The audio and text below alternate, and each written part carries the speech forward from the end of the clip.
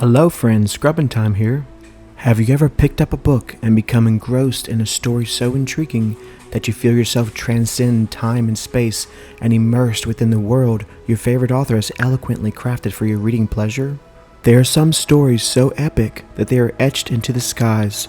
Constellations not only had a practical purpose for tracking seasons and coordinates, but thanks to 2nd century astronomer Ptolemy, they also told rich stories from ancient mythology.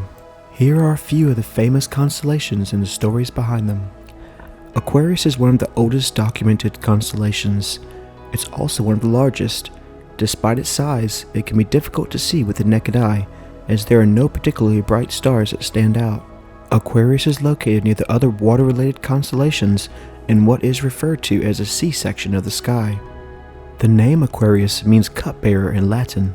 In Greek mythology, the constellation represents Ganymede, a handsome young man who was the object of Zeus's affection.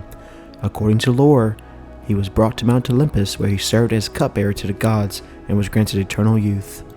The constellation Aquarius can be seen in the spring in the southern hemisphere and the fall in the northern hemisphere. This next story is steeped in a tale of revenge and might. This story is represented by the constellation Cancer, meaning crab in Latin. It is one of the dimmest constellations and lies between Leo and Gemini. The constellation is a dim upside-down Y, often considered to represent a giant crab lurking in the night sky. One of its stars, Acubens, translates to the claw. Cancer, the Latin word for crab, does not represent just any scuttling sea creature, but rather a monster from Greek mythology that went toe-to-toe, or rather claw-to-claw, with Hercules himself. Hercules had to suffer 12 labors as punishment for killing his family. The second of those labors was not to do battle with the crab, but rather the water serpent Hydra. However, the goddess Hera, enraged and jealous, sent Cancer to fight alongside Hydra to make the fight even more difficult for the demigod. Her attempts to thwart Hercules were in vain, as Hercules was able to defeat Cancer with his club before turning his attention to Hydra. Hera placed Cancer's body in the night sky as a reward for its efforts in stopping Hercules. However, since the giant crab was so easily defeated by Hercules, Hera wanted to make sure it wasn't too impressive of a reward, so she put Cancer in a dim part of the sky, so it would struggle to be seen. Cancer is visible in the northern hemisphere in the early spring. It can be seen in the southern hemisphere during autumn.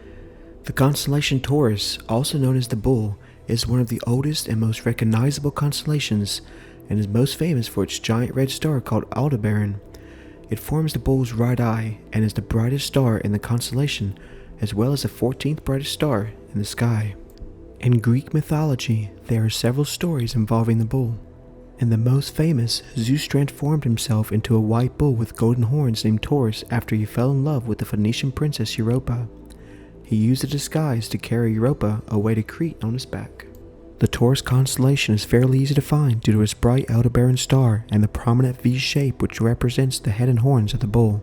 In the northern hemisphere, the bull charges through the sky from November to March, but the constellation is at its most visible in January. Did you know that the Big Dipper is not a constellation? It's actually an asterism, which is a prominent pattern or group of stars, typically having a popular name but smaller than a constellation. It can be found in the constellation Ursa Major. Always visible in the northern hemisphere, it's one of the most recognized star patterns. Its name in Latin means greater bear or she-bear. As the Greek myth goes, Zeus fell in love with a young nymph named Callisto. Hera, Zeus's wife, was jealous and transformed Callisto into a bear. While she was in animal form, she came across her son Arcus, but he didn't recognize the bear as his mother, and he tried to shoot her. Zeus intervened and turned Arcus into a bear as well.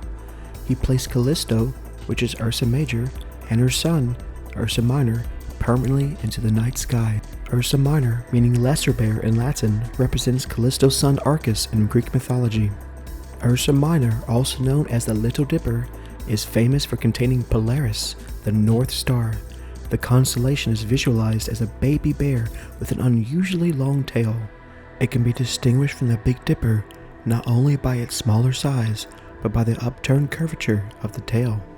Like Ursa Major, this constellation is visible all year round. When you found the North Star at the end of the bear's tail, it's then easy to identify the rest of the constellation. The next constellation, Pegasus, is one of the most prominent constellations in the northern sky. It was listed by the astronomer Ptolemy during the 2nd century and was named after a winged horse in Greek mythology. The brightest star in the constellation is Epsilon Pegasi, which forms the creature's nose. Pegasus belonged to Poseidon, the god of the sea, earthquakes, and storms. In a battle between Perseus and Medusa, Perseus decapitated her, and the winged horse sprang from her blood. Pegasus was stolen by the Greek hero Bellerophon with the help of Athena and Poseidon. Pegasus allowed Bellerophon to ride him in order to defeat the monstrous Chimera. However, Bellerophon later fell from the creature's back while trying to reach Mount Olympus. After some time, the riderless Pegasus reached Olympus, and Zeus transformed him into the famous constellation.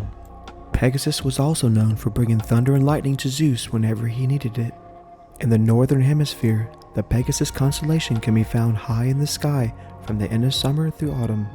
If you are below the equator, look for Pegasus from late winter until spring. The Orion constellation is named after Orion the Hunter in Greek mythology. Located on the celestial equator and made up of bright young blue giants, or supergiants, it is one of the most prominent and recognizable constellations in the sky and can be seen throughout the world. According to mythology, Orion was a supernaturally gifted hunter who was a son of Poseidon. He proclaimed himself as the greatest hunter in the world. This angered Hera, the wife of Zeus, who had a scorpion kill him. This later became the constellation Scorpius. Out of compassion, Zeus put Orion into the sky. Orion is clearly visible in the night sky from November to February. It can be found in the southwestern sky if you're in the northern hemisphere, or the northwestern sky if you're in the southern hemisphere. While these fantastical stories are great at lighting up the curious mind with images of grandeur and daring adventures, constellations also served a practical purpose. Farmers were the first to use the constellations. In some areas, the changing of seasons was so subtle that farmers depended on the stars to know when it was time to plant and when it was time to harvest. Before fancy navigational equipment on seafaring ships, the stars were used to pinpoint their locations. Polaris, the North Star, and Ursa Minor, the Little Dipper constellation, were used to figure out latitude, north and south, by how high Polaris was in the sky. Whether for navigation, mythical stories of fantastic creatures, or just for viewing pleasure, constellations will continue to bedazzle stargazers for centuries to come. If I've learned one thing today, don't get on Hera's bad side.